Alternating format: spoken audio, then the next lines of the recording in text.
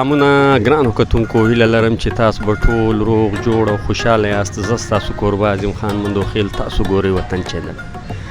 ګرانو کتونکو، شاهد عثمان صاحب د پښتو یو فلم جوړوي چې دا فلم نوم دی جانان. د دې فلم متعلق له ما سره پر څنګ باندې د پښتو ټیلی فلمانو یو مشهوره ویلن چې د په ډیرو فلمانو کې د ویلن توپ کریکټر ادا کړی دی، زما خپله ویره سوه چې یاره دا به ویلن وي، د دې طبیعت به څنګه وي، دا به ما ته څه وایي. لیکن په عام ژوند کې چې دی ما ولیدلی، دی خو ویلن دی، خو په عام ژوند کې ما ته هیرو ښکاره سو. د کراچۍ چې څومره اداکاران دي، ما انټرویانې ورسره کړي دي، په هغو اداکارانو کې علي اکبر یو داسې نوم دی چې په عام ژوند کې، په ملګرتیا کې، په شناخت کې تر ګردو بیسټ دی.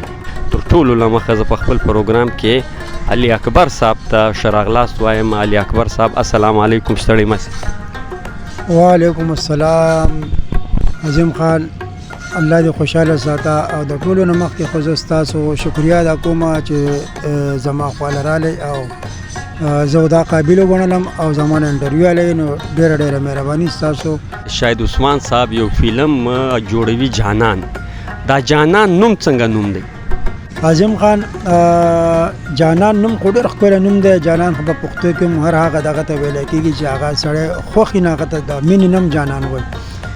او د فلم په باره کې خو به زه دا ووایم چې شاهد عثمان صاحب د دې نه مخکې هم یو فلم ورکړو، ډېر مزیدار فلم ورکړو، په هغې کې اصغر چیمه ویلن اخیستی و او دا اصغر چیمه نه ډېر ښکلی کار اخیستی و.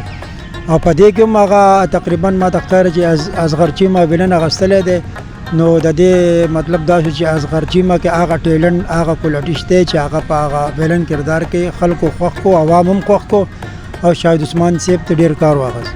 په جانان فلم کې شاهد عثمان صاحب یو ریسک اخیستی دی. ریسک یې دا اخیستی دی چې په دې فلم کې له ډېرې زمانې پس جهانگیر خان د ویلن له کریکټره راګرځولی دی، هیرو یې اخیستی دی. ته پر دې فیصله باندې څه وایې؟ او د جهانگیر صاحب خو ما د هیرو فلمونه مخکې هم کتلی دي، او جهانگیر صاحب خو داسې یو اکټر دی چې هغه کې هره کوالټي ده. هغه که ته هیرو راولي نو هغه بالکل د هیرو کار کوي، که ته هغه ویلن راولي نو ویلن خو به ماشاءالله هغه بیا څوک د ښه ویلن هم نشتی.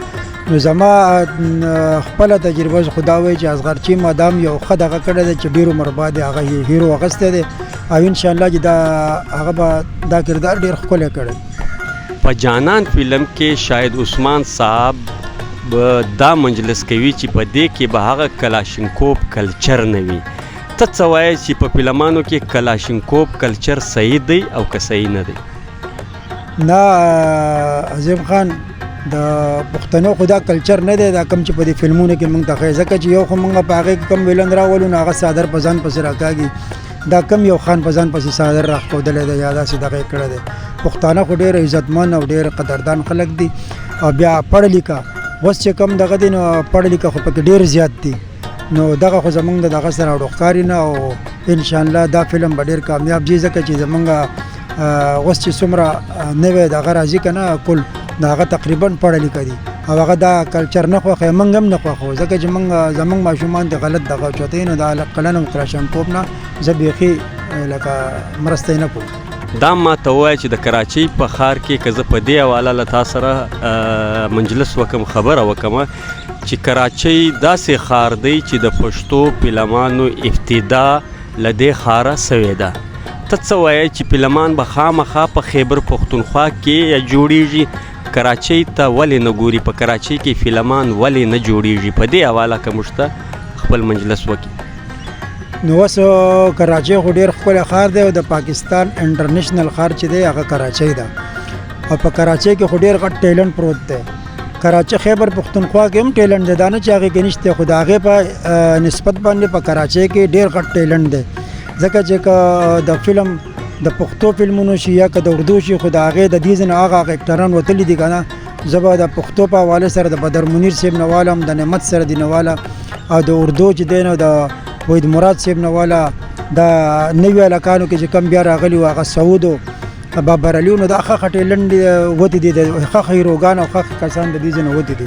نو انشاءالله که اصغر چیمه له دومره ښکلی کار شاهد عثمان صاحب ورکړی دی. نو موږ شاهد عثمان صاحب ته هم درخواست کوو چې راشه زموږ د کراچۍ کوم فلم جوړ کا زموږ سره هم هغه ټیلنټ والا پراته دي چې انشاءالله ته به موږ نه مایوسه کوو. که خیر تا په ډیرو ټیلی فلمانو کې او د سینمې په غټ سکرین په هغو فلمانو کې هم کار کړی دی.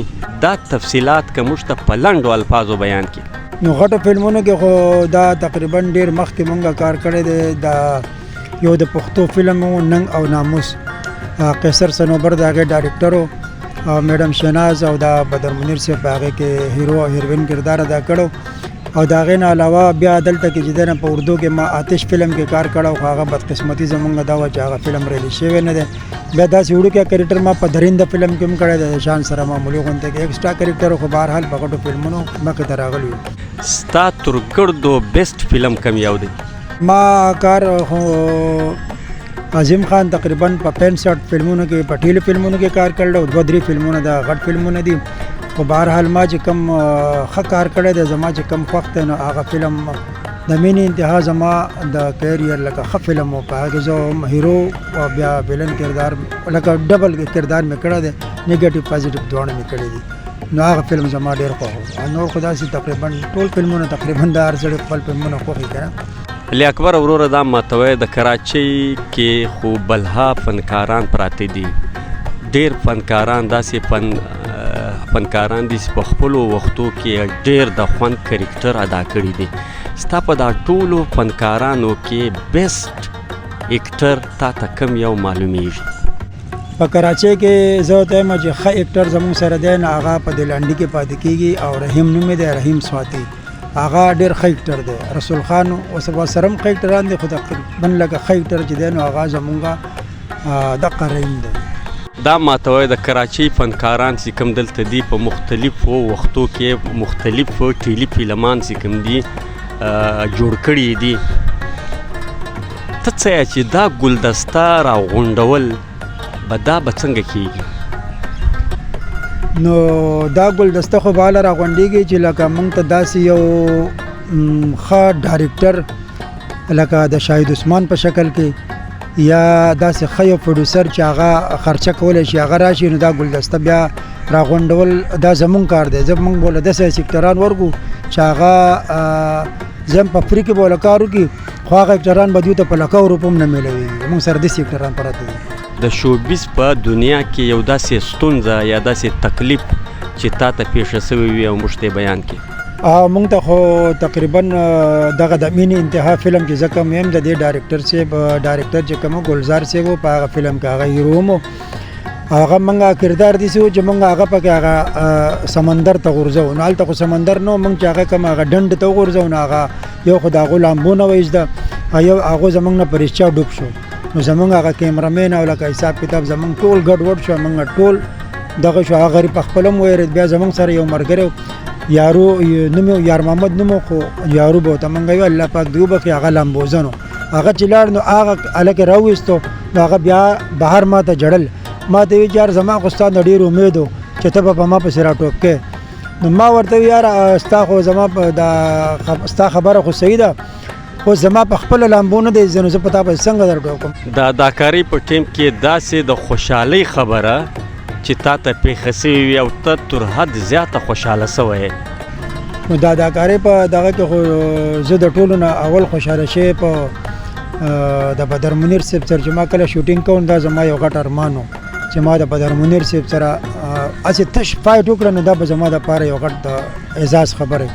نو هغه فلم کې ما ته کردار هم ښه میلاو شو لکه دغه سره نعمت سره دې سره په هغه دغه کې کسانو کې که نه هغه وال مال چې خوري د دغه نه. خو کله چې ما د بدر سره فایټ وکړو نو زه دومره خوشحاله وم بیا که نه چې بهر راووتم چې بس دا خوشحالي ما لکه محسوس کولی نه شو. دومره خوشحاله ما ډېر.